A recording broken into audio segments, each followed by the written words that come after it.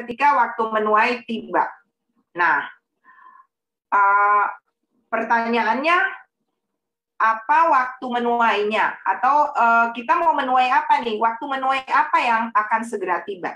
Nah, salah satu fenomena di akhir zaman, kita baru saja belajar tentang akhir zaman, Bapak Ibu, dan salah satu tanda dari semua tanda di akhir zaman yang akan terjadi yaitu penuaian beribu-ribu laksa. Itu di dalam Matius 24 ayatnya yang ke-14. Boleh multimedia membantu untuk menunjukkan ayat-ayat ini dengan cepat karena saya akan membagikan banyak ayat malam ini.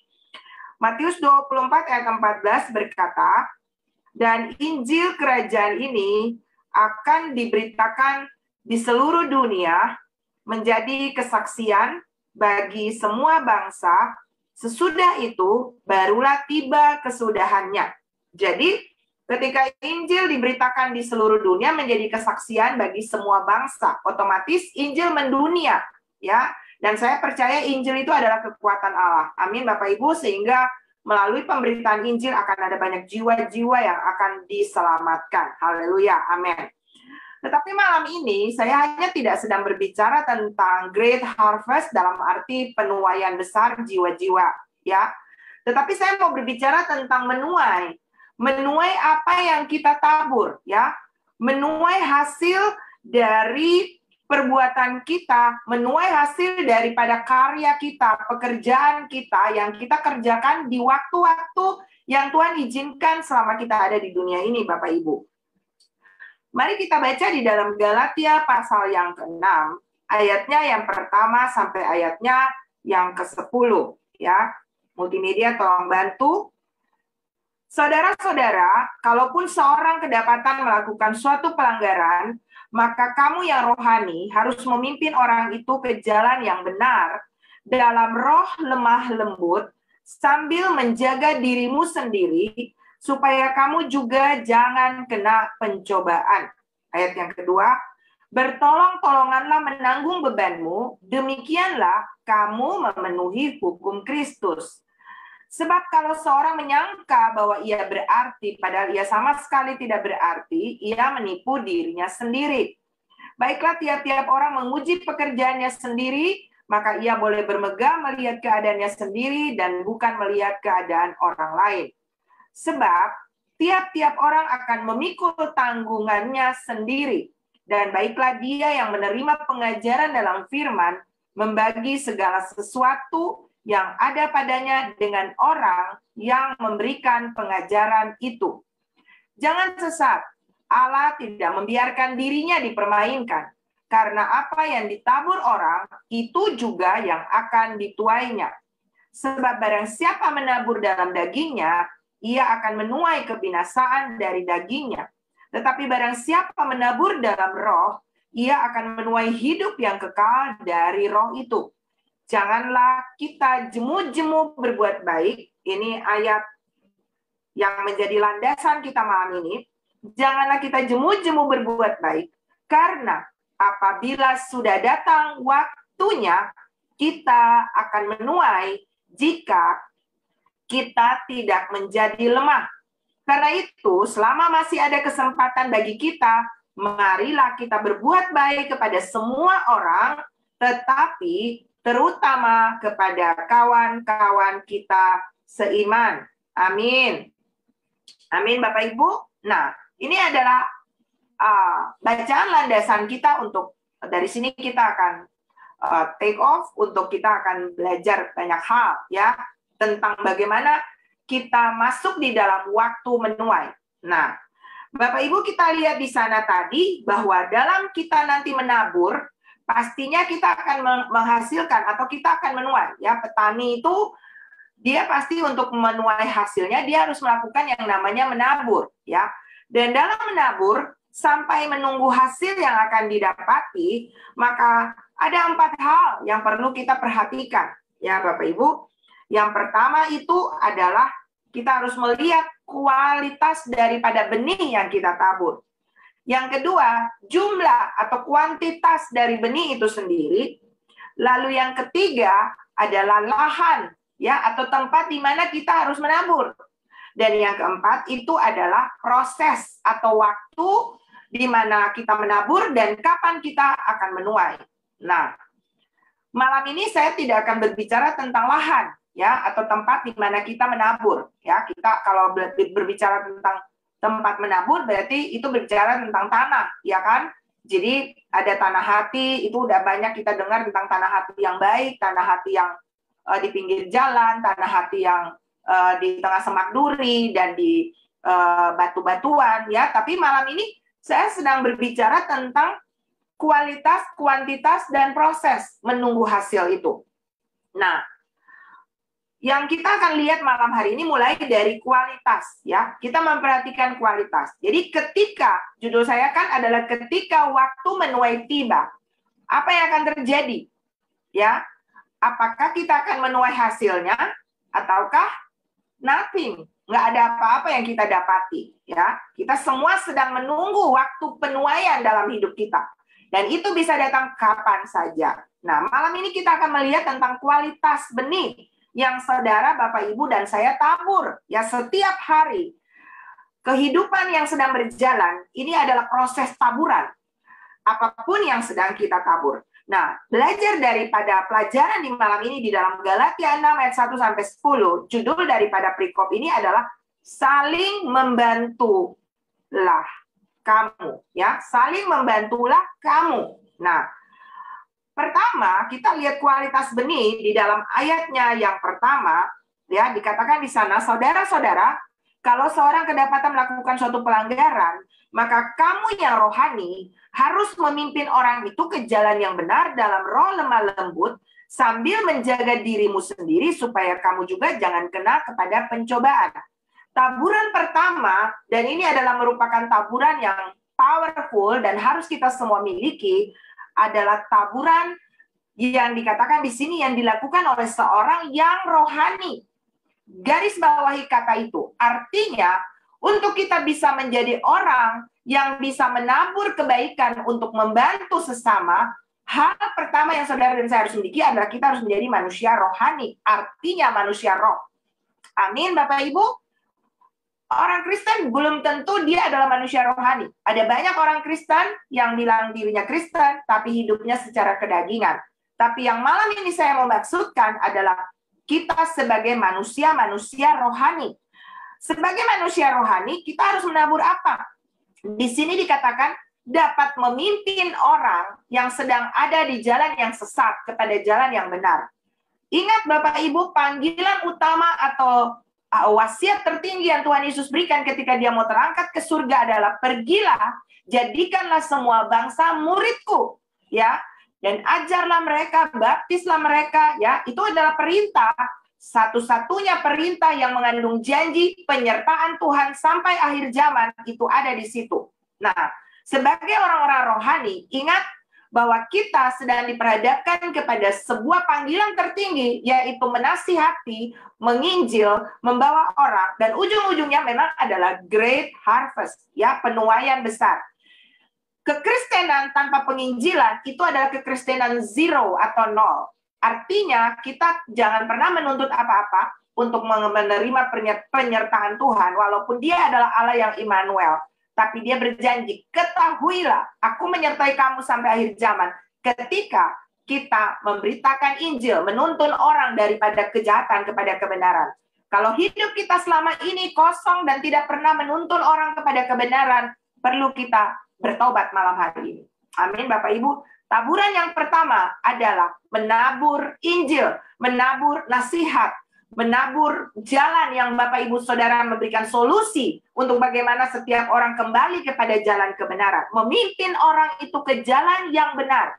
Caranya adalah dengan roh yang lemah lembut sambil, ya. Jadi kita menuntun orang kepada kebenaran, menasihati, kadang-kadang mungkin disalah mengerti ketika kita menegur, ketika kita menasihati, nggak apa-apa. Yang penting adalah tugas kita menuntun orang itu kepada kebenaran, dan motivasi hati kita adalah kasih, ya. Kita bukan menjudge, kita bukan menghakimi, tapi dengan roh yang lemah lembut. Artinya sabar di situ Bapak Ibu, ya. Sambil menjaga diri kita sendiri. Jangan sampai kata Paulus, Ketika selesai aku memberitakan Injil, aku sendiri ditolak. Ada banyak orang yang pandai berbicara memberitakan Injil, tapi dia tidak menjaga kehidupannya sendiri, sehingga apa yang disampaikan itu tidak yang dia hidupin. Ingat, apa yang kita sampaikan itu adalah apa yang kita hidupin.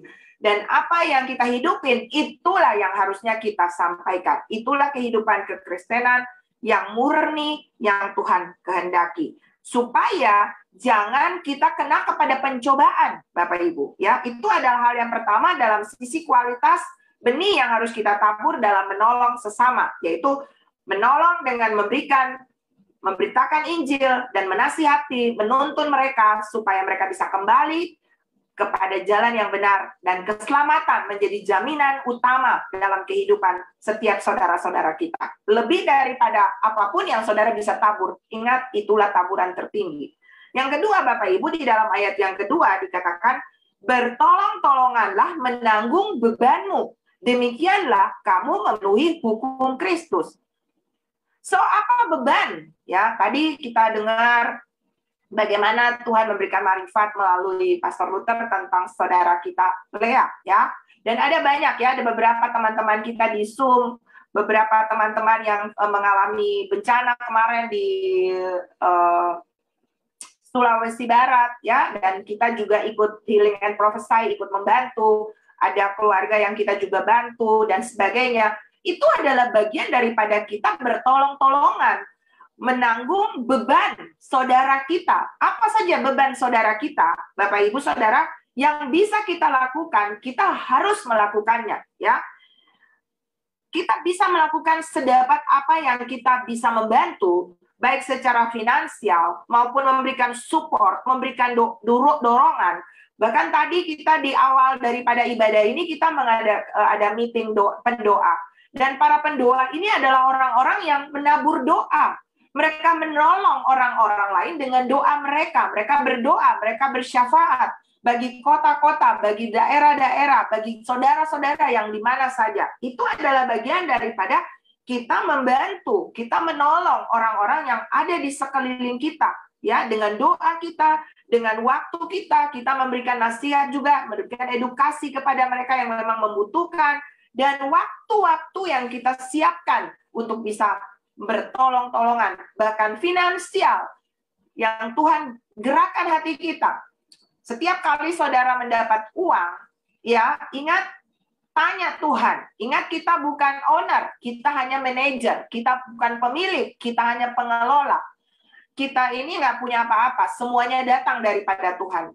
Kalau kita menerima sesuatu, tanya Tuhan. Ada dua hal yang saudara dapat, yaitu benih untuk saudara tabur dan roti untuk saudara makan. Tapi banyak orang Kristen ketika menerima sesuatu, dia makan semuanya, ya. Padahal itu bukan prinsip kekristenan yang Tuhan Yesus ajarkan. Ketika kita menabur, kita makan bagian kita, tapi ada benih yang harus kita tabur. Itulah bagian daripada kita bertolong-tolongan menanggung beban daripada sesama kita, ya, di dalam ayat 2 tadi. Dan yang berikut, saudara, di dalam ayatnya yang ke-6. Dan baiklah dia yang menerima pengajaran dalam firman, membagi segala sesuatu yang ada padanya dengan orang yang memberikan pengajaran itu. Pastor Luther kayaknya pernah mengajar tentang memberkati orang yang diberkati.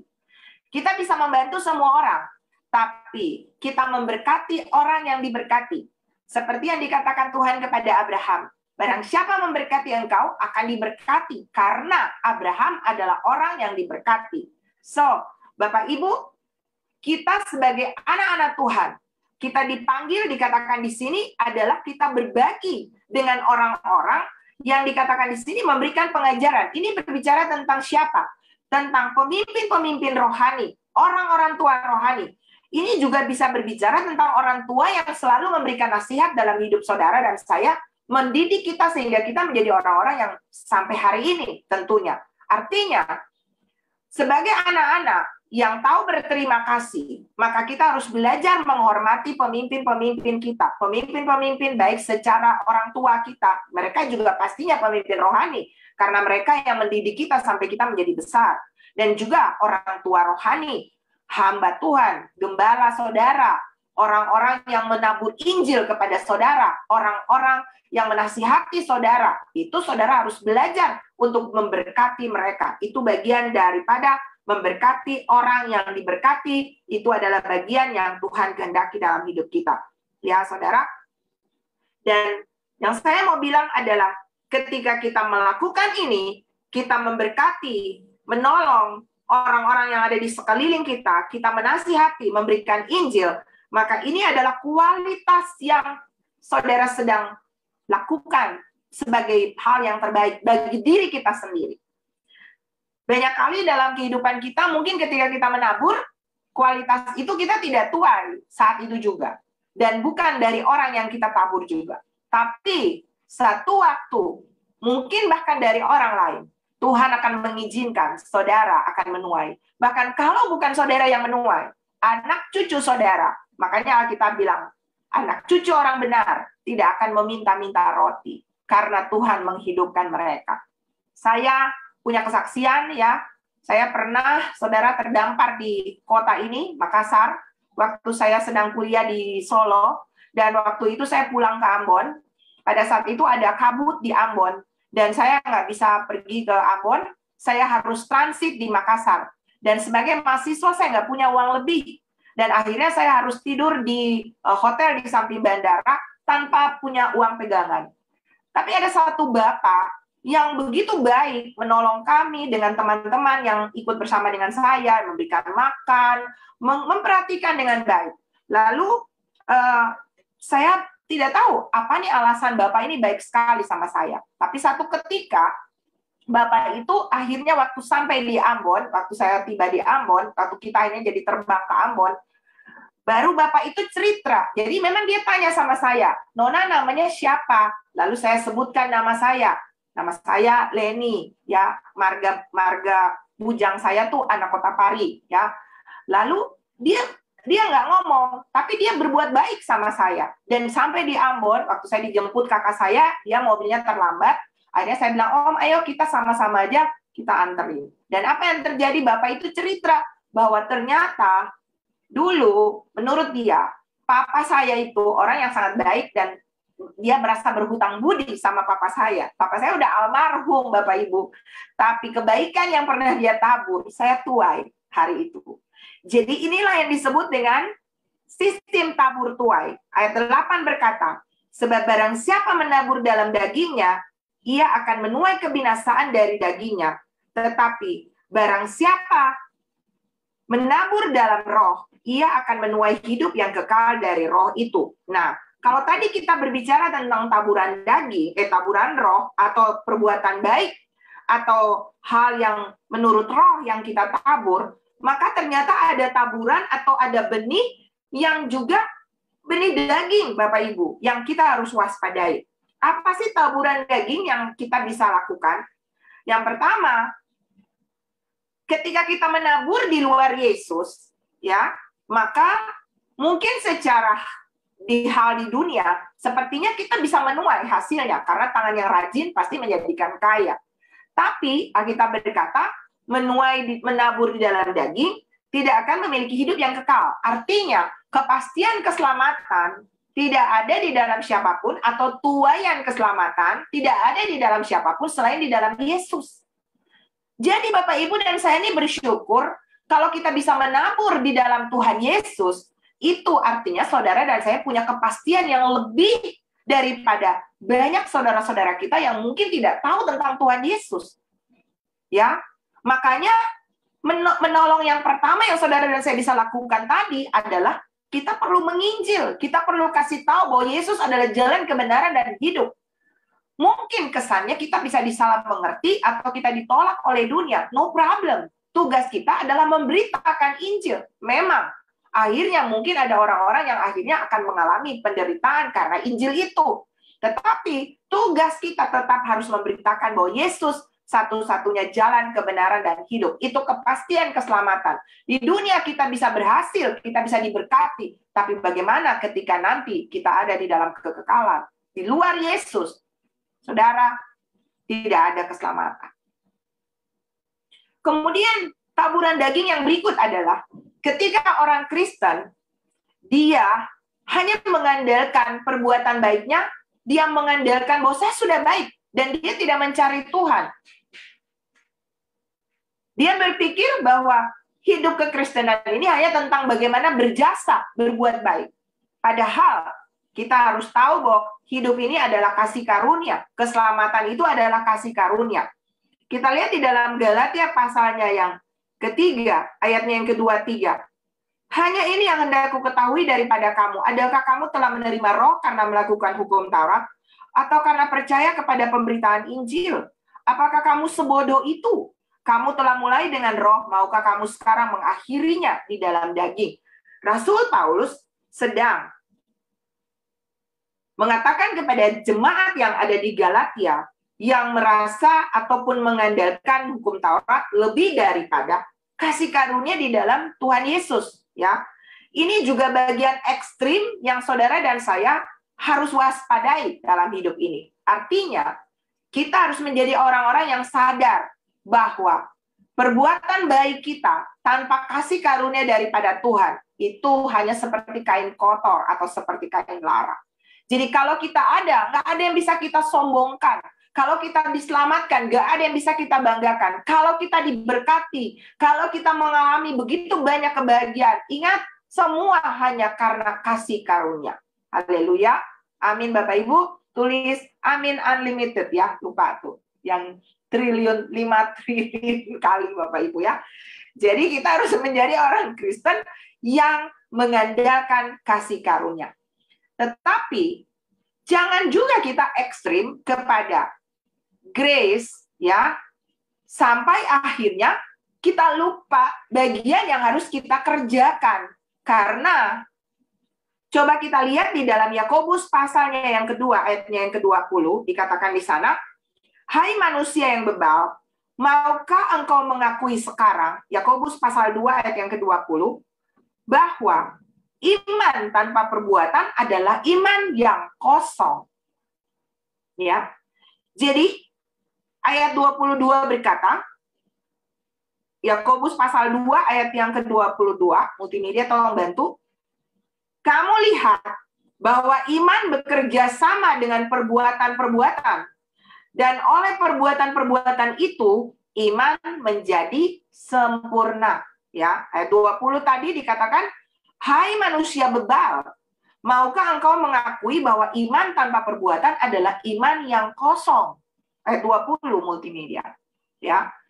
Jadi ternyata iman itu harus bekerja sama dengan perbuatan-perbuatan Bapak Ibu, ya.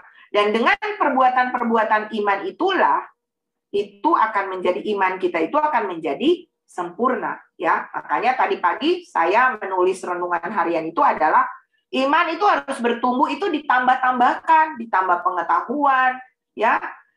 Itu harus ditambah-tambahkan. Jadi bukan hanya kita bilang kita sudah orang beriman, lalu kita duduk ongkang-ongkang kaki, udah saya udah beriman. Buktinya apa? Ya, tanpa iman, tanpa perbuatan itu mati atau itu adalah sesuatu yang kosong. Ya. Galatia pasal yang ke-5, ayatnya yang ke-16 dan ayatnya yang ke-17. Galatia pasal 5 ayat 16 sampai ayatnya yang ke-17. Maksudku ialah, hiduplah oleh roh, maka kamu tidak akan menuruti keinginan daging. Sebab keinginan daging berlawanan dengan keinginan roh, dan keinginan roh berlawanan dengan keinginan daging. Karena keduanya bertentangan, sehingga kamu setiap kali tidak melakukan apa yang kamu kehendaki. Jadi ternyata saudara, kalau kita tadi dikatakan adalah manusia roh, maka harusnya hidup kita dipimpin oleh roh, ya. Dan inilah yang menyebabkan kita memiliki keinginan roh dan bukan keinginan daging. Sampai pada satu titik nanti dalam kehidupan Bapak Ibu, ketika kita berasosiasi dan mengizinkan roh kita lebih banyak memakan kebenaran firman, maka saudara akan punya kelemahan dalam melakukan dosa. Coba perhatikan kata-kata saya. Sampai pada satu titik nanti, Ketika kita memberi makan roh kita dengan firman, terus hidup berasosiasi dengan Tuhan, dengan siapa kita berasosiasi, kita akan menjadi manusia roh. Dan kita akan punya kelemahan untuk melakukan dosa. Artinya kita udah nggak kepengen marah, nggak kepengen lagi berzina, nggak kepengen lagi bohong. Rasanya tuh sel-sel tubuh kita tuh udah ngeroh gitu loh. Saya yakin itu bisa terjadi. Makanya Tuhan berani berkata, hendakkah kamu sempurna sama seperti Bapamu adalah sempurna. How come? Bagaimana kita bisa sempurna? Hanya dengan menjaganya sesuai dengan firman Tuhan. Lama-lama saya yakin itu akan kita alami dalam kehidupan kita. Kecenderungan hati kita adalah menyenangkan hati Tuhan saja. Amin, saudara. Dan saudara, hasil tidak pernah menyangkal benih dan proses, ya. Dikatakan di dalam ayatnya yang ke-7 di dalam Galatia 6 tadi, ya. Kita kembali kepada Galatia 6 tadi, dikatakan ayatnya yang ke-7, jangan sesat. Allah tidak membiarkan dirinya dipermainkan. Karena apa yang ditabur orang, Galatia 6 ayat 7, ada multimedia kah di sana? Karena apa yang ditabur orang, itu juga yang akan dituainya. Ya. Jadi, apa yang kita tabur? Benih roh kah? Atau benih daging? Itu juga yang akan kita tuai. Kita lihat Hosea 8 ayatnya yang ke-7. Dikatakan di sana, sebab mereka yang mereka menabur angin, maka mereka akan menuai puting beliung. Wow. Ya. Mereka yang menabur angin, mereka akan menuai puting beliung. Jadi apa yang kita tabur, kita akan tuai. Menabur angin. Artinya kita melakukan hal-hal yang seperti angin, hidup yang tidak kebaca, hidup yang berantakan, hidup yang tidak punya tujuan, seperti angin, tiba-tiba dia berembus ke timur, tiba-tiba dia beralih ke barat. Orang nggak pernah tahu, tapi dampaknya kerasa. Pohon-pohon tumbang, menimbulkan tsunami. Itu efek daripada angin. Apa yang dia tuai? Puting beliung. Wow. Sebuah bencana dalam kehidupannya, saudara. Apa yang kita tabur? Itu adalah benih daging yang kita tabur. Amsal 22, ayatnya yang ke-8 sampai ayatnya yang ke-9. Dikatakan di sana, orang yang menabur kecurangan akan menuai bencana, dan tongkat amarahnya akan habis binasa. Ayatnya yang ke-9, Amsal 22, orang yang baik hati akan diberkati, karena ia membagi rezekinya dengan si miskin. Saudara, apa yang kita tabur? Ya, kalau kita menabur kecurangan, suka bohong, suka nggak jujur, kita akan menuai bencana, ya.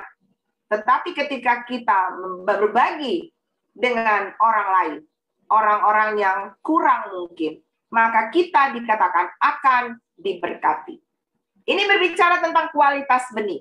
Tadi saya bilang di awal bahwa dalam proses menuai sampai menabur sampai menuai ada 4 hal, dan saya mau bagi malam ini 3. Tadi 1 yang pertama sudah saya selesaikan, yaitu kualitas benih yang Bapak Ibu Saudara tabur. Yang kedua ini adalah kuantitasnya, ya, kuantitas benih. 2 Korintus 9 ayatnya yang ke-6 berkata, 2 Korintus 9 ayat yang ke-6, camkanlah ini, orang yang menabur sedikit akan menuai sedikit juga. 2 Korintus 9 ayat 6. Orang yang menabur sedikit akan menuai sedikit juga. Dan orang yang menabur banyak akan menuai banyak juga. Ya. Apakah ada masalah dengan multimedia? Siarannya, sinyalnya ya. 2 Korintus 9 ayat 6, supaya Bapak Ibu bisa melihat bacaannya maksudnya. Camkanlah ini, Orang yang menabur sedikit akan menuai sedikit juga. Dan orang yang menabur banyak akan menuai banyak juga. Ya, Bapak Ibu. Jadi, itu tentang kuantitas. Kita mengharapkan banyak, tapi kita nggak pernah menabur. Itu sama dengan pungguk merindukan bulan, ya Bapak Ibu. Karena tadi prinsipnya apa yang kita tabur itu yang kita tuai. Dan seberapa benih banyak yang kita tabur, kita pasti akan menuai banyak juga. Tapi ingat, menaburnya jangan dalam kecurangan, karena mau mendapatkan hasil, ya. Lalu kita menghalalkan segala cara.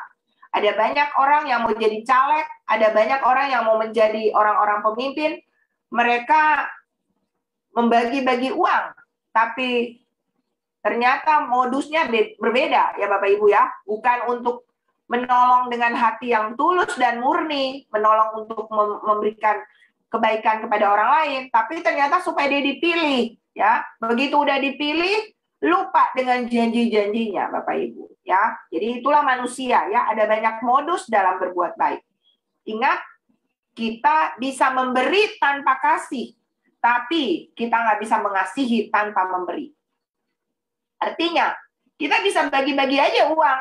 Supaya apa? Supaya kita untuk nama baik kita, supaya kita dipuji orang, supaya kita dikenal, bahkan kita dipilih menjadi orang-orang yang nanti memimpin, ya.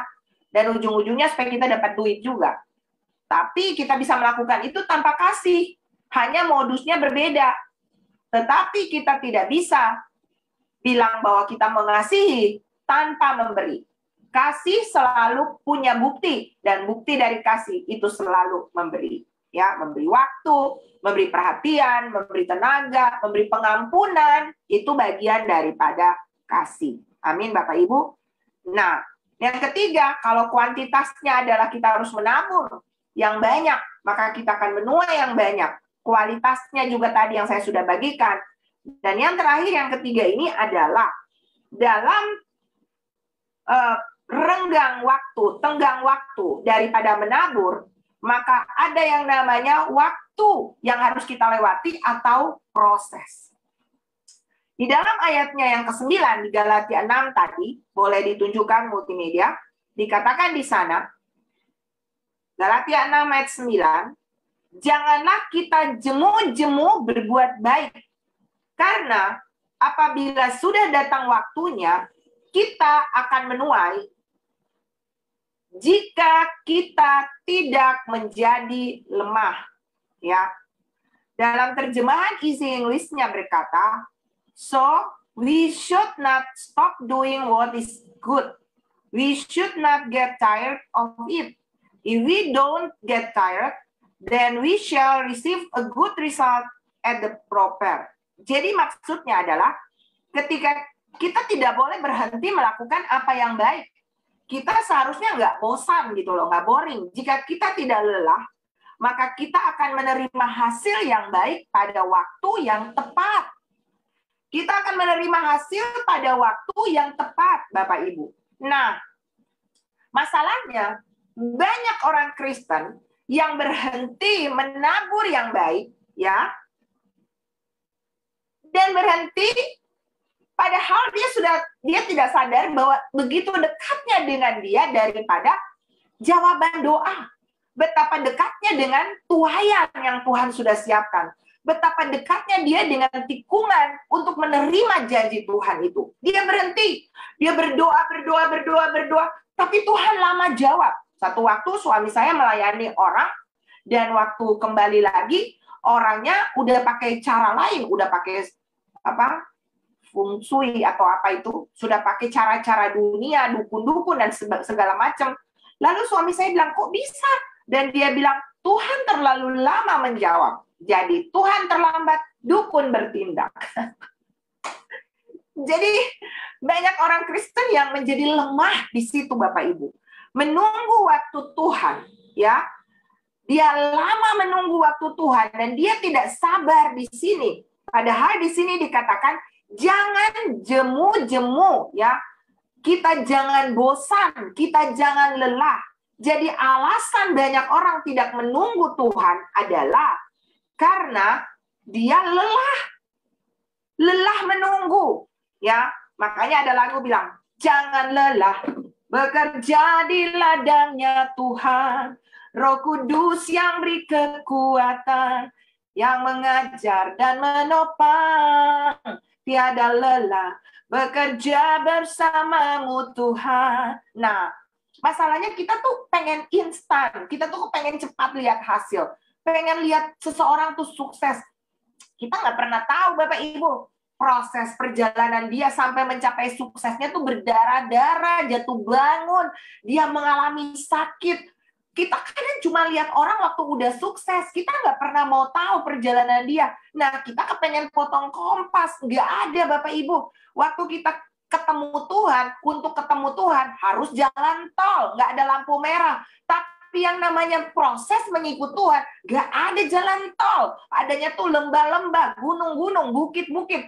Dan kekristenan berbicara tentang proses berkepanjangan. Pikul salib setiap hari. Dan Tuhan sudah menyelesaikan itu di Kalvari 2000 tahun yang lalu. Dia beri kekuatan kepada Bapak Ibu Saudara.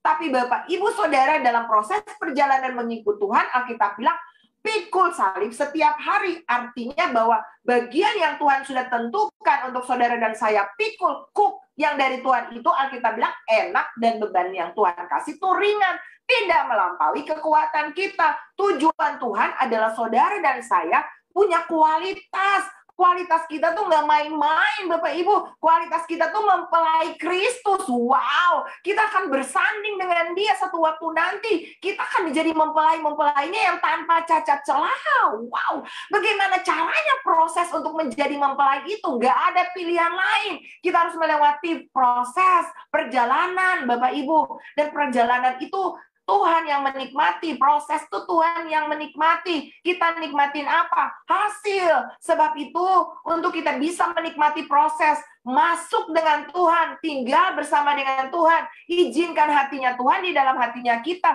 supaya kita tahu bahwa bila kau izinkan sesuatu terjadi, ku percaya semua untuk kebaikanku.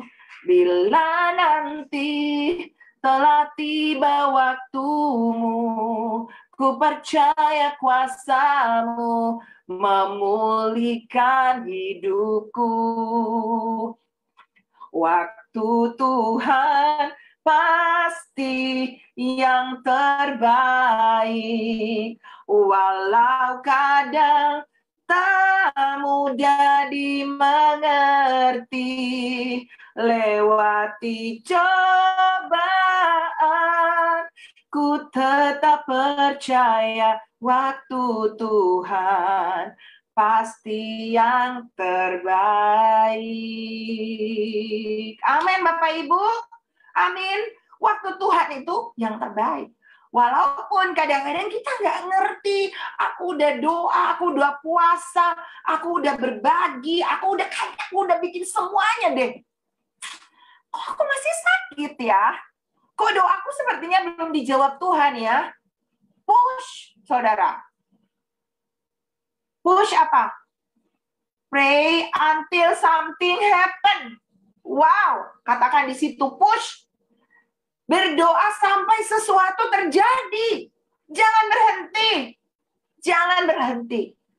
Alkitab berjanji, Tuhan bilang, mintalah, maka kamu akan menerima. Carilah, maka kamu akan mendapat. Ketoklah, maka pintu akan dibukakan bagimu. Kalau saudara nggak meminta, saudara berhenti meminta, berhenti mencari, berhenti mengetok. Berarti saudara sedang melabelkan Tuhan sebagai Tuhan yang Bapa yang penipu. Nggak bisa jawab doa, nggak memberikan yang dibutuhkan anaknya. Padahal dia Bapa yang baik. Bapa yang jahat saja nggak mungkin kasih ular bagi anak yang minta ikan. Nggak mungkin kasih batu buat anak yang minta roti. Apalagi Bapa kita di surga. Dia adalah Bapa yang, dia great daddy, saudara. Dia good daddy. Bapak Ibu, jangan pernah berhenti. Berharap, memohon, percaya. Satu lagi, jangan jemu-jemu berbuat baik. Ya, Alkitab berkata di sini, ayatnya yang ke-10. Karena itu selama masih ada kesempatan bagi kita, marilah kita berbuat baik kepada semua orang, tetapi terutama kepada kawan-kawan kita seiman. Nah, alasan yang lain ketika kita berhenti adalah kita tidak menggunakan kesempatan yang ada. Kita melalaikan waktu. Hidup mau-mau gue. Saudara dengar ya. Ketika kita memanjakan diri kita untuk ikut maunya kita. Pokoknya aku nggak mau tidur. Aku mau tidur. Pokoknya aku mau main handphone. Pokoknya aku nggak mau berdoa. Pokoknya aku nggak mau baca Alkitab. Pokoknya aku nggak mau ibadah. Aku mau nonton. Aku mau nonton film Korea. Aku mau nonton drama-drama yang lain. Dan kita melalaikan waktu-waktu. Aku nggak mau puasa apalagi. Kita memanjakan diri kita. Dengar ya. Dunia akan menyiksa Anda. Tetapi ketika kita tidak memanjakan diri kita, puasa-puasa. Waktunya berdoa-berdoa. Saya salut ya dengan teman-teman yang ada di grup berdoa, School of Prayer, saudara.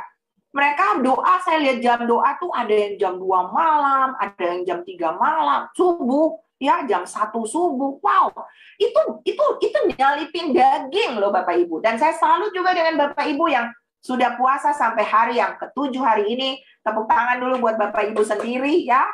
Puji Tuhan, praise God ya.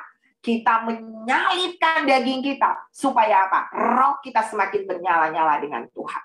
Dan saya percaya ketika kita terus melakukan ini, kita tidak berhenti. Kita juga ternyata saudara bisa berhenti karena teralihkan dengan masalah. Betapa banyaknya masalah, kita udah niat nih, kita mau ikut Tuhan sungguh-sungguh. Sekali Yesus tetap Yesus. Kita mau beribadah, kita mau cari Tuhan sungguh-sungguh. Tapi masalah datang bertubi-tubi. Akhirnya kita bilang, udah deh, gue nggak ibadah dulu deh, gue lagi banyak masalah. Salah, Bapak Ibu. Banyak masalah, banyak cari Tuhan. Bukannya banyak masalah, mundur dari Tuhan. Kacau, hancur. Di luar Tuhan, kita nggak bisa apa-apa. Harusnya ketika kita punya masalah, saatnya kita lebih sungguh-sungguh dengan Tuhan. Tapi bukan berarti waktu masalah selesai, kita bye-bye Tuhan. Ntar kalau ada masalah lagi, gue datang lagi ya. Itu namanya jadiin Tuhan UGD, unit gawat darurat. Nggak gitu, saudara. Kita jangan pernah menjadikan Tuhan itu aji mumpung. Kayak center class. Butuh, datang cari. Enggak. Apalagi ada masalah. Kabur aja dulu. Ntar nggak ada masalah, datang lagi sungguh-sungguh. Nggak gitu, saudara. Di setiap waktu, di setiap keadaan, di setiap kesempatan, have Jesus live in us. Jadikan Yesus dalam kehidupan kita. Izinkan dia menjadi juru mudi, menjadi juru selamat, menjadi penasehat ajaib, menjadi raja, menjadi Tuhan. Let God be God. Jangan jadi Tuhan bagi diri sendiri. Atur diri sendiri. Mau diri sendiri.